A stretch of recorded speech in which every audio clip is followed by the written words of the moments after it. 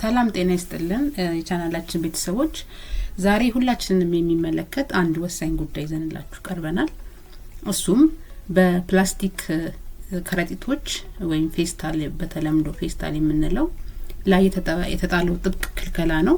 ይህ ህግ ከጥር 2018 ወይም እንደ ፈረንጆቹ አቆጣጠር 2026 ጀምሮ ሙሉ በሙሉ ተግባራዊ መሆን ጀምሯል። ፌስታል መጠቀም ከመቀጣት አልፎ እስርም ሊያስከትል እንደሚችል ያውቃሉ? ዛሬ በዚህ ርዕስ ላይ እንወያያለን። ቻናሉን ሰብስክራይብ በማድረግ የቻናላችን ቤተሰብ ይሁኑ።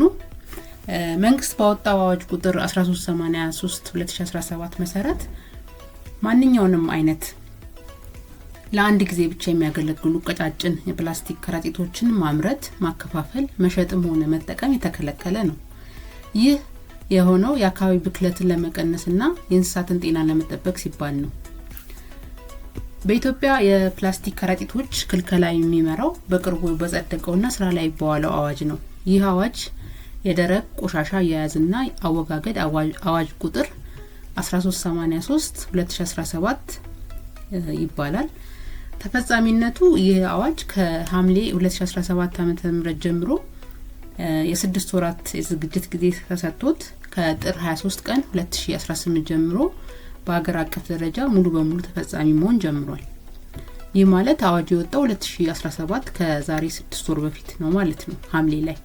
ነገር ግን ተፈጻሚ መሆን የጀመረው አሁን ላይ ከጥር 23 ጀምሮ ወደ ተግባር እንደተገባ መንግስት በይፋ ተናግሯል ማለት ነው። ኢትዮጵያ ይህን ህግ ተግባራዊ ስታደርግ ስኬታማ ከሆኑ የአፍሪካ ሀገራት ተሞክሮ መነሻ አድርጋለች። ለምሳሌ ሩዋንዳን ብናይ እንደ ኢሮፒያን አቆጣጠር በ2008 ፕላስቲክን በማገድ ከአፍሪካ ቀዳሚ ሀገር ናት። ይህች ሀገር ዋና ከተማዋ ኪጋሊ በአፍሪካ ንጹህ ከተማ ተብላ እንድትጠቀስ ትልቅ አስተዋጽኦ አድርጓል። ሌላው ሀገር ኬንያ ናት። ኬንያን በተመሳሳይ እንደ ኢሮፒያን አቆጣጠር በ2017 ዓ.ም እጅግ ጥብቅ የሆነ የሚባለውን የፕላስቲክ ህግ አውጥታለች። ኬንያ ውስጥ በፌስታል የተገኘ ሰው እስከ 4 ዓመት እስራት ሊፈረድበት ይችላል። ሌላው ሀገር ታንዛኒያ ናት።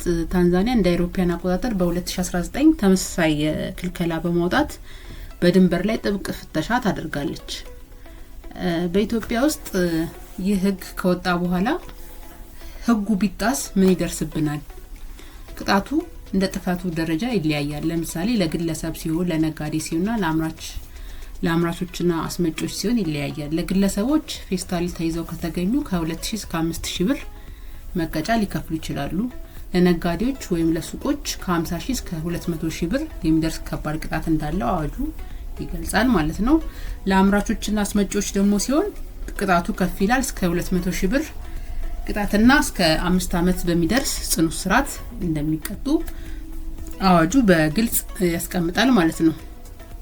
እስቲ አሁን ደግሞ ስለ አዋጁ ጉዳትና ጥቅም ትንሽ እናውራ።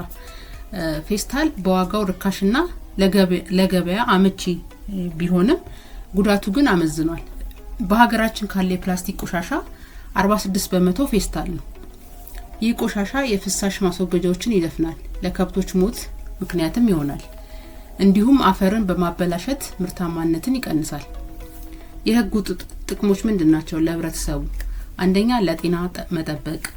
ፕላስቲኮች ሲቃጠሉ የሚለቁት መርዛማ ጋዝ የመተንፈሻ አካላትን በሽታን ያስከትላል። ክልከላው ይህን አደጋ ይቀንሳል ማለት ነው።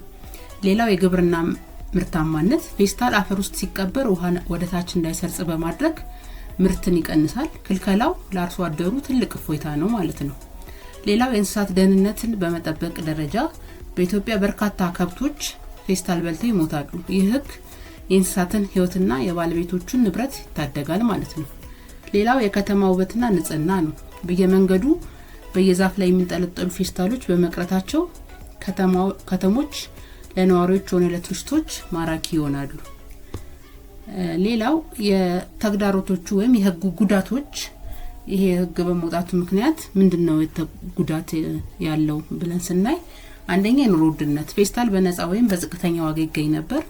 አሁን ግን ደንበኞች ለተለዋጭ ከረጢቶች የጨርቅ ወይም ዘንቢል ተጨማሪ ወጪ ማውጣት ይኖርባቸዋል ማለት ነው። ሌላው የስራ አጥነት ስጋት ነው። በፕላስቲክ ፋብሪካዎች ውስጥ ይሰሩ የነበሩ ዜጎች ስራቸውን ሊያጡ ይችላሉ። የአመቺነት ማጣት እንደ ስጋ፣ እንጀራ ወይም እርጥብ ነገሮችን ለመያዝ የጨርቅ ከረጢቶች እንደ ፕላስቲኩ አመቺ ላይሆኑ ይችላሉ። ሌላው ለዝቅተኛ ማህበረሰብ ጫና ይፈጥራል። ሌላ የ2000 ብር ቅጣት አነስተኛ ገቢ ላለው ዜጋ በጣም ከፍተኛና ኑሮን የሚፈታተን ሊሆን ይችላል። ሌላው እዚህ ጋር ማየት ያለብን ነገር ለህብረተሰብ ጥቅም በሚለው አንግል ስናየው በአዲሱ ህግ ምክንያት ሊፈጠሩ የሚችሉ የንግድ እድሎችም እንዳሉ ማየት ያስፈልጋል። ለምሳሌ የጨርቅና የዘንቢል ምርት ሪዩዘብል የሆኑ እንትሎችን በጣም በቀላሉና በአሁኑ ሰዓት ተፈላጊው የንግድ ዘርፍ ነው ማለት ነው። ጥቅሙ ያው ሰዎች ለገበያ የሚሆን ጠንካራና ደጋግሞ የሚጠቀሙበት ከረጢት ይፈልጋሉ። ከጥጥ ወይም ከጁት የሚሰሩ ቦርሳዎችን በተለያዩ ዲዛይኖች በማዘጋጀት ለሱፐርማርኬቶችና ለገበያ ማዕከላት በማቅረብ ተጠቃሚ በመሆን የንግድ እድል በር ይከፍታል ማለት ነው። ሌላው የወረቀት ከረጢትና ማሸጊያዎችን እንደ ዳቦ፣ ብስኩትና ደረቅ ምግቦችን ለማሸግ የወረቀት ከረጢቶች ብቸኛ አማራጭ ናቸው።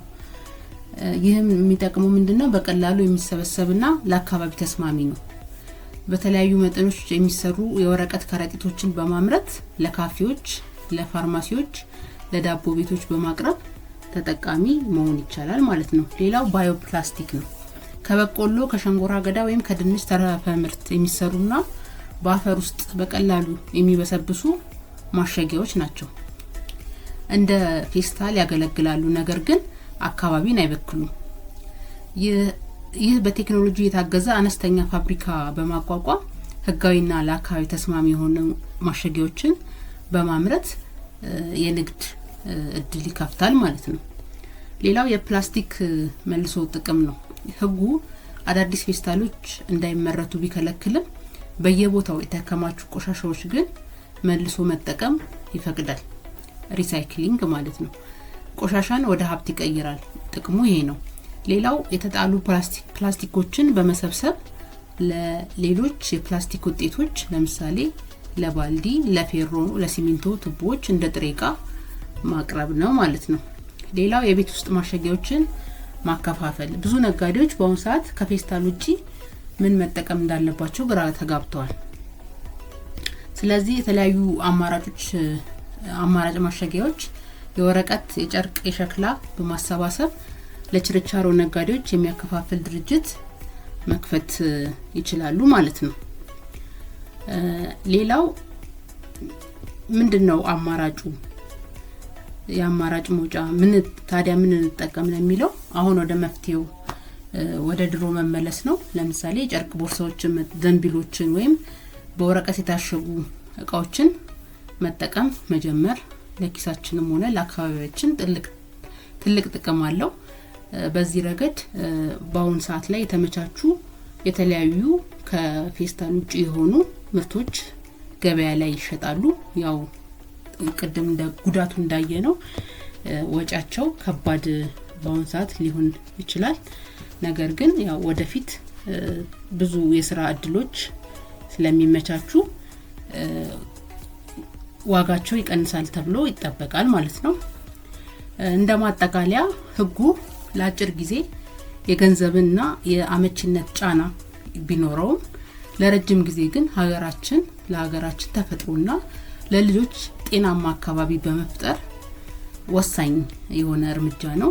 የፌስታል መታገድ እንደ ስጋት ብቻ ሳይሆን እንደ አዲስ የንግድ እድልም ሊታይ ይገባል።